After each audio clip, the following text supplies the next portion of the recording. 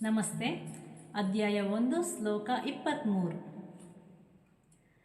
ಯೋತ್ಸ್ಯ ಮಾನವ ವೀಕ್ಷೇಹಂ ಯಾಯೇತಾತ್ರ ಸಮಾಗತಃ ಧಾರ್ತರಾಷ್ಟ್ರಸ್ಯ ದುರ್ಬುದ್ಧಿ ಯುದ್ಧೇ ಪ್ರಿಯಾ ಚಕಿಶಾರ್ವವಂ.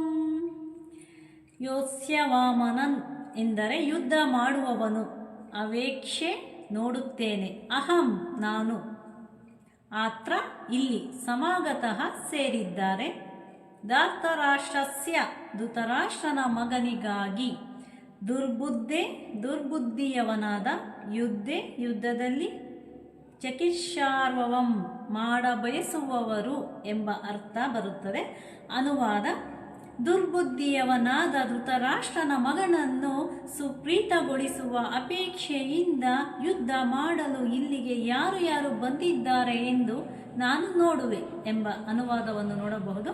ಭಾವಾರ್ಥ: ತನ್ನ ತಂದೆಯಾದ ಧೃತರಾಷ್ಟ್ರನ ಜೊತೆಗೂಡಿ ದುಷ್ಟ ಯೋಜನೆಗಳಿಂದ ಪಾಂಡವರ ರಾಜ್ಯವನ್ನು ಆಕ್ರಮಿಸಿಕೊಳ್ಳುವುದು ದುರ್ಯೋಧನನ ಬಯಕೆ ಎಂಬುದು ಎಲ್ಲರಿಗೂ ತಿಳಿದಿದ್ದ ರಹಸ್ಯ. ಆದುದರಿಂದ ದುರ್ಯೋಧನನ ಪಕ್ಷವನ್ನು ಸೇರಿದವರೆಲ್ಲ ಒಂದೇ ಬಗೆಯ ಜನರೇ ಆಗಿದ್ದಿರಬೇಕು. ಅವರು ಯಾರು ಎಂದು ತಿಳಿಯುವುದಕ್ಕಾಗಿ ಅರ್ಜುನನು ಯುದ್ಧಕ್ಕೆ ಮೊದಲು ಅವರನ್ನು ಕಾಣಲು ಬಯಸಿದ. ಅವರೊಡನೆ ಶಾಂತಿ ಸಂಧಾನವನ್ನು ನಡೆಸುವ ಉದ್ದೇಶವೇನೂ ಇರಲಿಲ್ಲ. ಕೃಷ್ಣನು ತನ್ನ ಪಕ್ಕದಲ್ಲಿಯೇ ಕುಳಿತಿದ್ದರಿಂದ ಅವನಿಗೆ ವಿಜಯದ ಸಂಪೂರ್ಣ ಭರವಸೆ ಇತ್ತು.